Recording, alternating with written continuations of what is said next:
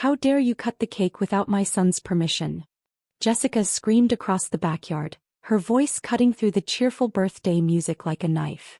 I froze mid-slice, the plastic knife still pressed against the blue dinosaur cake I'd spent 3 hours decorating for my son Tyler's 5th birthday. The fondant scales had taken forever to get right, each one carefully shaped and placed. The chocolate ganache filling was Tyler's favorite. I'd even found edible glitter that matched the Jurassic theme perfectly. 20 pairs of eyes turned toward me, parents and children alike, falling silent as Jessica stormed across the lawn, her heels sinking into the grass with each furious step. She'd arrived late to the party, made a grand entrance with an enormous wrapped present that dwarfed all the other gifts, and immediately started criticizing everything from the decorations to the party favors to the bounce house I'd rented. "You're selfish just like your dead mother," she spat loud enough for every single guest to hear. The words hung in the air like poison. I felt my hand tremble slightly on the knife, but I kept my expression neutral. I'd learned years ago that showing emotion to Jessica only made things worse. "Jessica, it's Tyler's birthday," I said quietly, gesturing to my son who stood frozen by the bounce house, his little face confused and hurt. "He asked me to cut the cake so his friends could have some. My Braden is older. He should have cut it first." Jessica jabbed her finger toward her 7-year-old son, who looked just as uncomfortable as Tyler. "You always do this. Always making everything about yourself, never considering real family." Real family. The phrase she'd been using since Mom died 3 years ago, as if my existence somehow became negotiable once our mother wasn't around to defend me. I set down the knife and pulled out my phone, typing a quick message while Jessica continued her tirade about respect and family hierarchy and how Mom would be ashamed of my selfishness. The irony of that statement almost made me laugh. "I'm texting the trustee about your monthly allowance," I said softly, not looking up from my phone. "Asking if we should continue it." Jessica's face drained of color so fast I thought she might faint. "What?" Her voice came out barely above a whisper. I looked up, meeting her eyes with the same calm expression I'd maintained throughout her entire performance. "Your allowance. From the family trust. I'm asking the trustee if we should keep sending it." "You can't," she started, but her voice cracked. "Actually, I can." I slipped my phone back into my pocket. "Now, should we sing happy birthday to Tyler, or would you like to continue making a scene at a 5-year-old's party?" Jessica's husband, Mark, appeared at her elbow, his face tight with embarrassment. "Jess, maybe we should."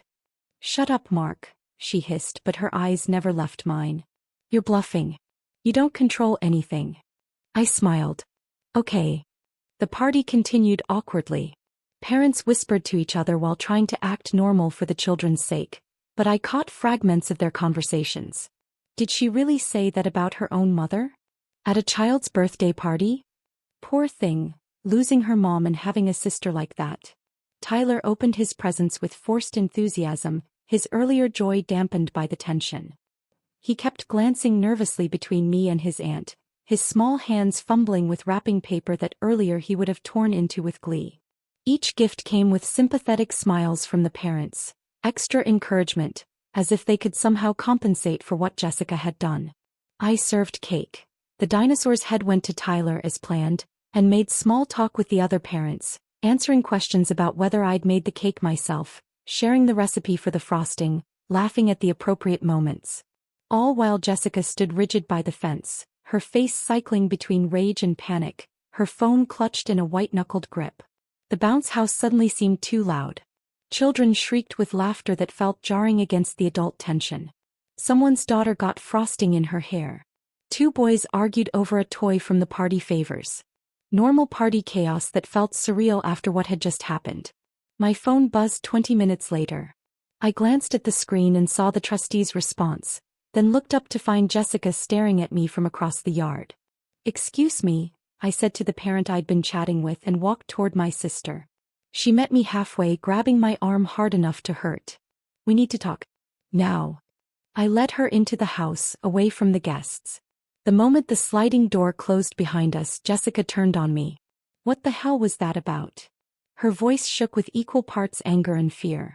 "You can't just threaten me in front of everyone.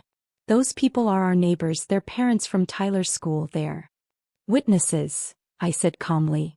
They're witnesses to what you said about me and our mother at a child's birthday party. Jessica's face flushed. I lost my temper. You know how I get when I'm stressed. Stressed about what? A 5-year-old cutting his own birthday cake. I crossed my arms. Or were you stressed because you've been living beyond your means again and the credit card bills are piling up? Her eyes widened. How do you know about? I know everything about your finances, Jessica. Everything. I didn't threaten you, I said calmly. I asked a legitimate question about financial distributions from our family trust. You have nothing to do with Mom's trust. Actually, Jessica, I have everything to do with it. I pulled up the trustee's email on my phone and handed it to her. Read it. I watched her face as she read, watched the exact moment comprehension hit. Her skin went from pale to gray. This is fake, she whispered, but her hands trembled as she held my phone. Mom wouldn't have. Mom did. I took my phone back. She made me trustee of the entire estate 2 months before she died. $47 million, Jessica. Every penny she inherited from Grandma plus her investments, the rental properties, the stock portfolio, the beach house you think sits empty, everything. And you've been receiving $15,000 monthly from that trust for 3 years now, deposited on the first of every month like clockwork. Jessica sat down heavily on the couch, her designer handbag sliding off her shoulder onto the floor. That's not possible. The lawyer said the estate was being managed professionally. He showed us documents, distribution schedules. The lawyer said what Mom told him to say, that distributions would be handled by the trustee according to her wishes. You assumed it was the law firm managing everything on autopilot. It wasn't. It was me. Every single distribution required my approval. Every month for 3 years I've authorized your payment. But you work at that coffee shop. The words burst out of her like an accusation. You drive a 10-year-old Honda. You live in a rental. You're a barista. Mom always worried about you making ends meet. I own the coffee shop, I corrected. 3 of them actually, Bloom Coffee on Main Street, the one on Campus Drive, and the new location downtown that just opened last month. Mom's trust funded the initial investment 4 years ago, back when she was still healthy enough to help me draft the business plan. The income covers Tyler's expenses nicely, plus some extras. I work there because I enjoy it, not because I need to. The Honda runs fine. The rental is in a good school district. And Mom never worried about my finances because she knew exactly what she'd set up for me. Jessica's mouth opened and closed several times, her carefully applied lipstick smudged at the corner. But you always said money was tight. You bought Tyler's clothes at thrift stores. You said you couldn't afford. I said I preferred not to waste money on overpriced children's clothes they'd outgrow in 3 months. There's a difference between frugal and poor, Jessica.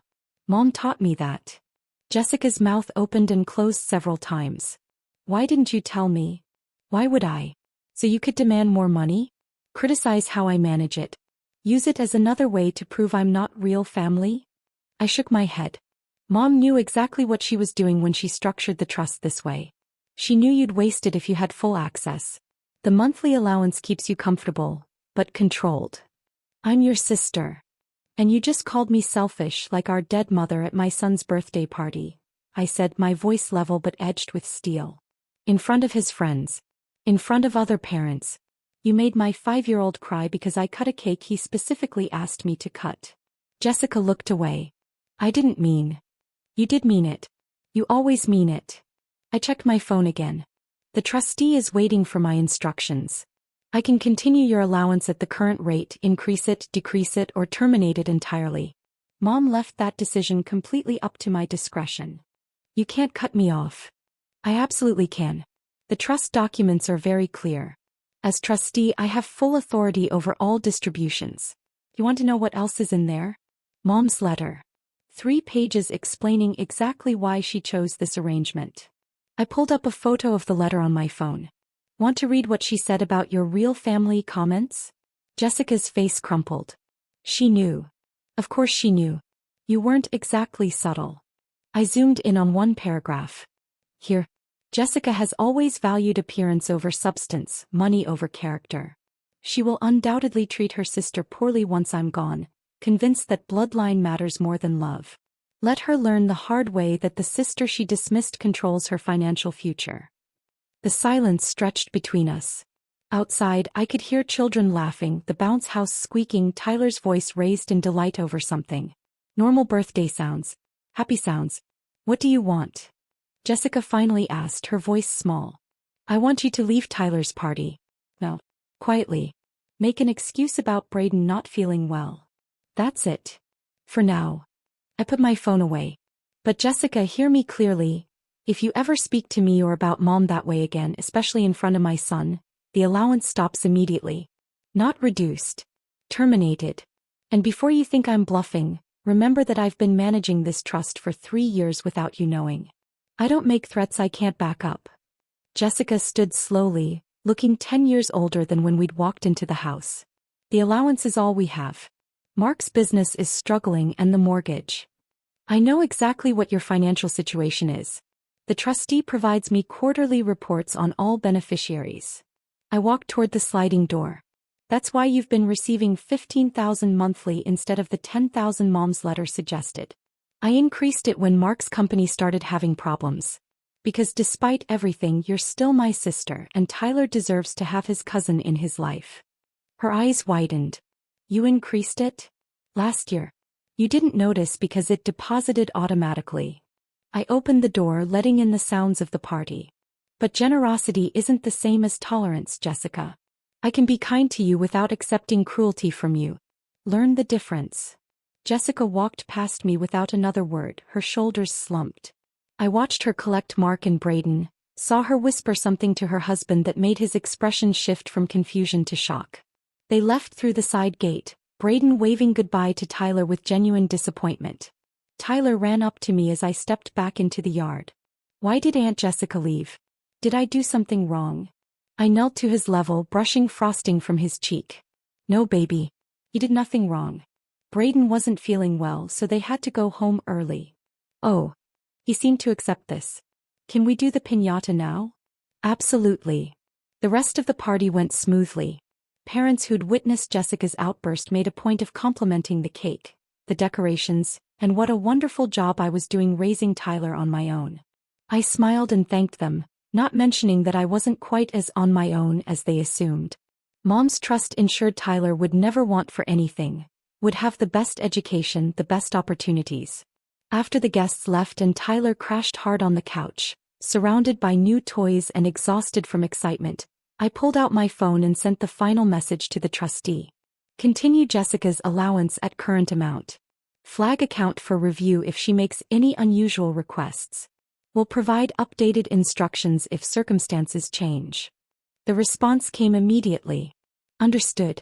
Trust continues as directed. Your mother would be proud of your discretion. I looked at the framed photo on the mantel. Mom holding newborn Tyler in the hospital, her smile radiant despite the cancer she'd hidden from everyone for another year. She'd known exactly how things would unfold. Known that Jessica would show her true colors once the buffer of Mom's presence was gone. Known that I'd need protection and power to stand against a family that had never quite accepted me. $47 million wasn't just inheritance. It was armor. It was ammunition. It was Mom's final gift, carefully planned and precisely delivered. My phone buzzed with a text from Jessica. I'm sorry. Please forgive me. I didn't know. I typed back. You're sorry you didn't know. Not sorry for what you said. There's a difference. The 3 dots appeared, disappeared, appeared again. Finally, you're right. I'm sorry for what I said. About you. About Mom. It was cruel and wrong. Better. Not perfect but better. Acknowledged. See you at Thanksgiving. And Jessica? Braden is always welcome here. This is between you and me, not the kids. Thank you. I set down my phone and looked at my sleeping son, chocolate smudged on his chin, one hand still clutching his new toy dinosaur. 5 years old today. Growing up so fast. And completely protected from the financial games and family politics that had defined my childhood. Mom had made sure of that. She'd made sure of everything. Outside, the sun was setting, casting golden light across the remnants of the party. Deflated balloons, empty paper plates, the demolished cake stand. Evidence of a celebration that had almost been ruined but was ultimately saved by a secret kept for 3 years. I'd cut the cake because my son asked me to. Such a simple thing. Such a normal thing. And it had revealed everything. Sometimes the smallest acts of defiance carry the largest consequences. Tyler stirred on the couch, mumbling something about dinosaurs in his sleep. I pulled a blanket over him and kissed his forehead, then began cleaning up the yard. The trust would continue. Jessica would learn. And Tyler would grow up knowing that family, real family, meant more than blood and hierarchy and permission to cut birthday cakes. It meant love. Protection. The kind of strength that looked like gentleness until someone tested it. Mom had taught me that. And now finally I taught Jessica. The lesson was expensive, but some things are worth the cost.